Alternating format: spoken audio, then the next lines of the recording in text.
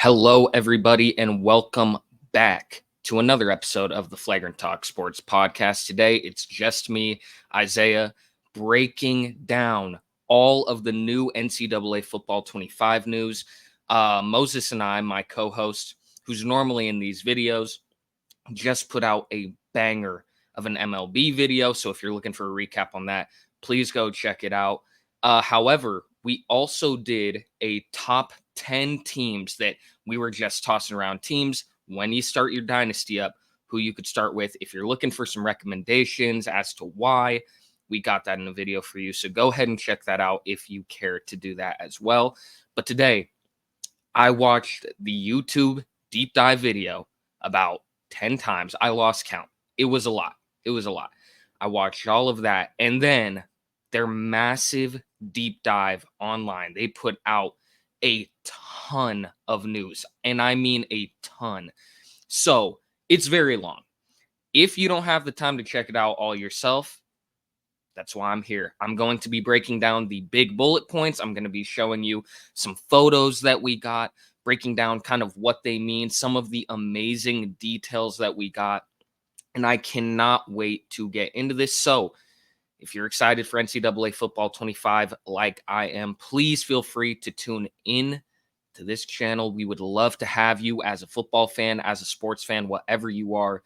We're looking to make a group of some of the coolest people that care about sports like we do. Please feel free to join us. I will be starting this video off breaking down recruiting. I will be breaking down conferences. I will be breaking down coaching. I'll be breaking down the transfer portal. All of those hot things that you really care about, I've got in this video. If you have any questions that do not get answered, please feel free to leave them in the comments. If I have the answer for you, I would love to give it to you. If I don't have the answer, I will update you when I get it. So, with that long-winded intro out of the way, let's get into this video. So, first and foremost, I wanted to kind of give my overall thoughts, everything I was thinking, feeling about the breakdowns, about all of the news that we got ahead of the release of the game. And all I can say is, wow, I'm blown away. Obviously, someone who has not gotten to play the game early, very jealous, but we're not big enough yet for EA to recognize us, hopefully one day.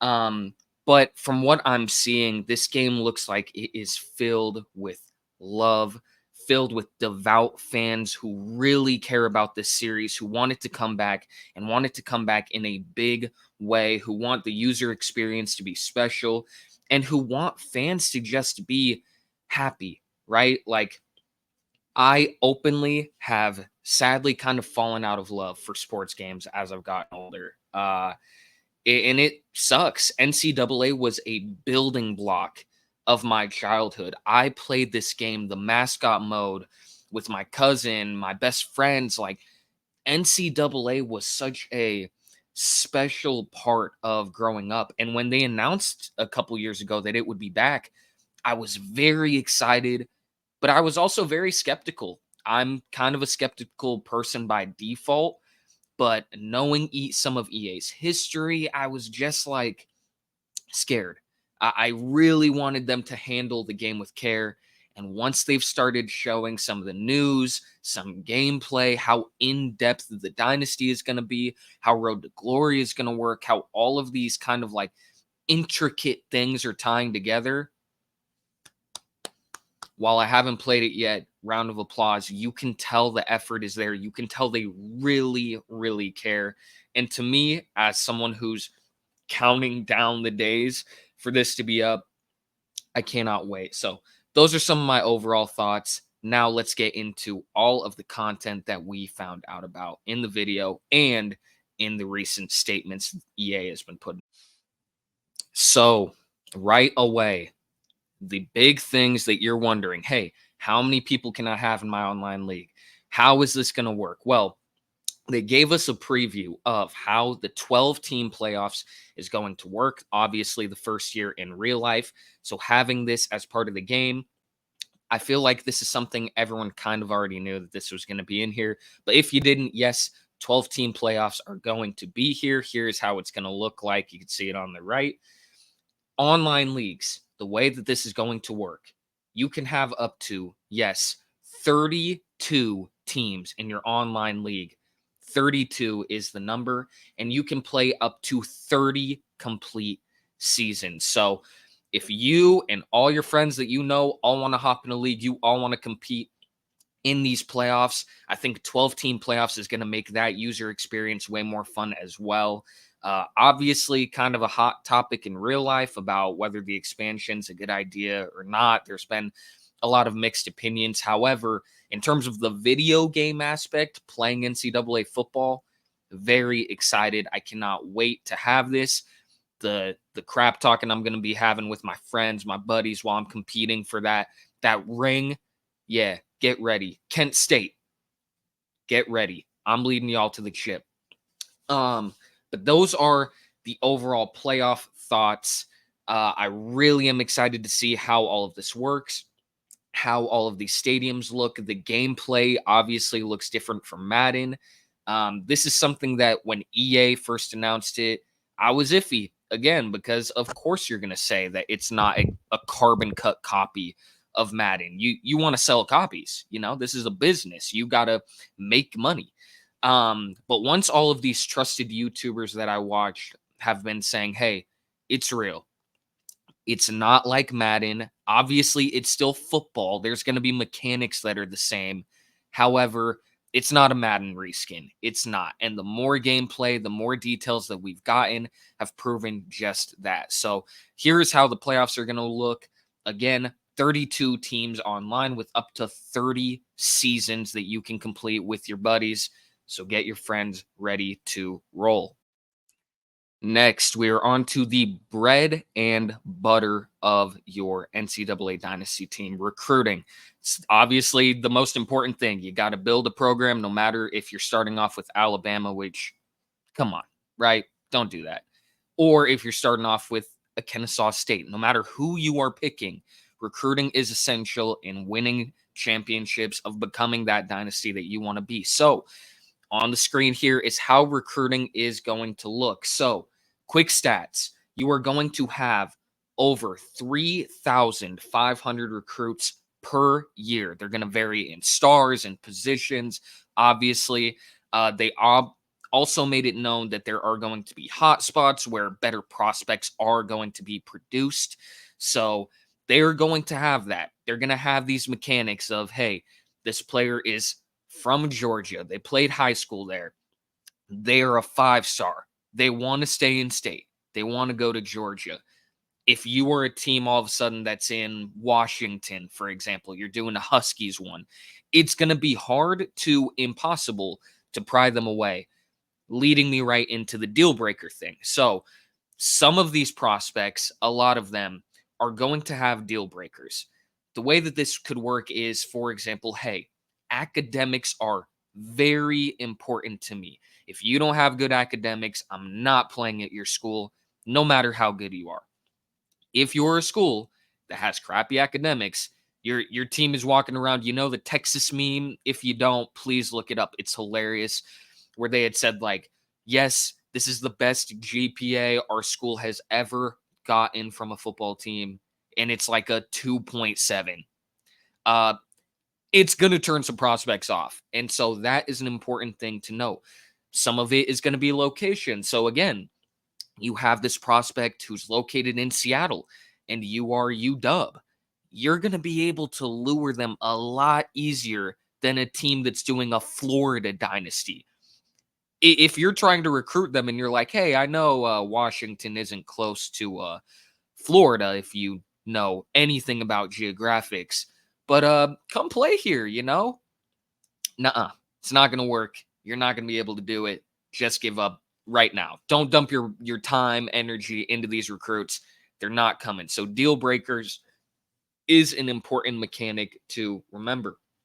Next, you are going to have 14 pitches, and I will probably pop this up in a separate thing. If you need to zoom in, that's totally okay too. I'm hovering around it with my mouse. They are going to have certain things that these prospects care about And if you meet their criteria, so again, I brought up the academics thing earlier. If you've got good academics and they care about that, that's a big win. That really helps you in persuading this prospect. If you're a team where it's like, hey, we are doing a Ohio State one, and it's this wide receiver, and they're like, hey, I really want to play there. But you have no playing time, right? You already have five great Ohio State wide receiver prospects, which is pretty realistic. And hey, three of them are going pro, right? And some of them might stick around a year or two. That prospect might say, hey, I'm not going then. I want to play. I'd rather go to a worse program where I can highlight my talents and leave than to stay and not get any playing time. I'm probably redshirted. Like, if a prospect really cares about that, going back to the deal breakers thing too, you're not getting them. So that is an important mechanic to remember as well. Again, there will be 14 different things that every prospect highlights on how important it is to them. And it's up to you as a school to see if you can match that. You can also see here on the left-hand side, under all of the prospects, their star rating. So again, 1 to 5-star prospects. I believe, I don't know if you'll have 0-star prospects. I guess it's possible, highly doubtful. I guess, again, not one I'm sure about, but definitely 1 to 5-star. You can see our boy, Louis Lucky, one of the two. Missed 3-star. He's looking to be a deep threat receiver. So that is what you're picking at here. You're looking at these prospects, seeing what they want. Next, I have another screen that's going to pop up with the next point I'm going to bring up in recruiting. So I'll go into that right now. Next up, you have another prospect here. So the way that this is going to work, now you're looking at the number 1 overall prospect in the class, right? An outside linebacker. He's a 5-star, and he's looking at his top school. So you can see it there, 1 through 9. The way that Curb Herbstreit and the way that they were talking about it is, hey, you want to be in that top 10 for a prospect. Then it's going to go top 8, then top 5, then top 3. Then you want to be the top guy. Obviously, we know this. However, he did bring up an important point, and they also brought it up in the article as well. You need to be in that top 8 teams badly, because if you are capable of being in that top 8 teams, it's when you can really start dumping assets, time, energy, bringing them out on visits, like doing all that you can to really persuade this prospect to come to your school. So being in that top 8 is very important. Something I didn't talk about in the last one that I have seen already, obviously I'm recording this like right after the news broke, but that is hilarious to look at. Is being able to DM prospects and see if you can get them to their school. Not only can you DM these prospects, you can scroll through their social media and see what they like, and then appeal to those likes when you're trying to bring the prospect to your university. So, oh, I'm scrolling through. This prospect really cares about fishing. Oh, let's see. Maybe we can bring him to the fishing club. I don't know. This is a random example. I don't know if that is exactly what you can do, but scrolling through the social medias, you can tell too, they have put a lot of time into kind of like humanizing these fictional players, making them feel real, adding some depth into them. Like, yeah, this isn't a real person. This is obviously a fake person. However, it's really, really cool that you get all of this in-depth stuff that they're trying to do to make these prospects different, to make their needs different, their interests different. And that is obviously a big selling point. So with that kind of main recruiting out of the way, we're now going over to the big one, the transfer portal. So here on screen is the first look at the transfer portal. Obviously going to be a very big thing for your team, for other teams. It's going to involve you. Hey, I don't want to lose this prospect. I got to persuade them, which they highlight in the video. So if you want to see that, that's there too. And persuading these prospects from these other schools. Maybe it's a smaller school. Hey, I'm rebuilding Tennessee, and there's this prospect who's playing at a smaller school in Eastern Michigan. Hey, let me see if I can recruit that prospect to come play for my school. That will be possible. So here on the right, you can see ranks, position, needs, whether it's something that you do need on your thing. Like, hey, I'm looking at quarterbacks. I don't have a need here, but if there is someone here who's in the weeds, maybe I can get them as a third string. I can redshirt them. Like, I can work around this. That's a possibility. Obviously, you could see their rankings, everything like that, where they're located, their previous school. The other important thing to highlight, that the transfer portal, just like in real life, that process is going to be significantly shorter than the recruiting stages. And recruitings, it's going to take you maybe a full season to convince some prospects. You're going to have to fly them out for a visit. You're going to have to DM them. You're going to have to bring them to a campus visit. You're going to have to do all of these things, right? You're going to get this time to really build that connection, to go into their top 8, their top 5, top 3. In transfer portal, quick. You got to be quick because that window for them to go to another school is small. So if you're not able to bring them from this school to yours in a quick succession, if you don't meet their needs, you're probably going to miss out on them. So the transfer portal is going to be a big one. Just like in real life, you're seeing prospects move nonstop. There is constant movement from these big schools, from small schools, no matter where you are located. The transfer portal is playing a big factor, as is NIL. So when you're booting up your team, recruiting, is the base. However, getting that transfer portal ready to roll, you got to be locked in if you want to build that dynasty. It can't be losing all these great prospects that you've signed and that you've nurtured seasons into, and then they're booking it to Bama. No. You got to stay here, trust the process like we're the Philadelphia 76ers, and let us cook. Let us cook in the transfer portal. Next up, a big one. We got a comment in a previous video about it, so I'm excited to highlight the full custom conferences in NCAA Football 25. Next up, yes, you will be able to have full and complete control over custom conferences. This is something that people have been asking.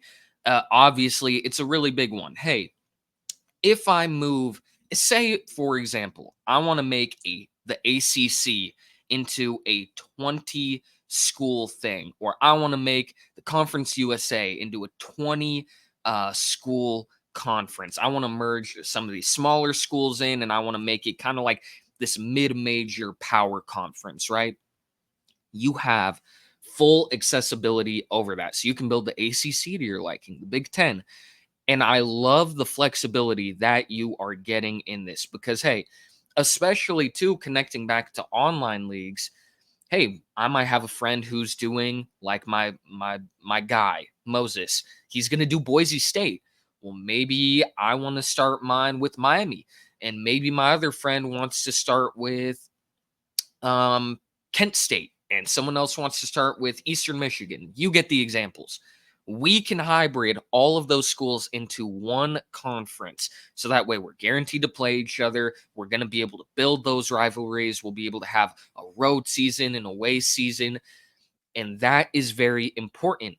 Connecting to full custom conferences, you are going to have full and complete control over your schedule. So yeah, you want to line up that bulk. You want to have the toughest schedule in all of the NCAA. You want to show, hey, we are the best team. We're going to earn it. We're going to make the playoffs. You can do that. You can also be a smaller school. Hey, I want to schedule a game against Ohio State week 2. And that's our big game. We got to go on the road. Or hey, we got to go into Penn State. And we've got to somehow try and pull off this miraculous win with our 2-star school.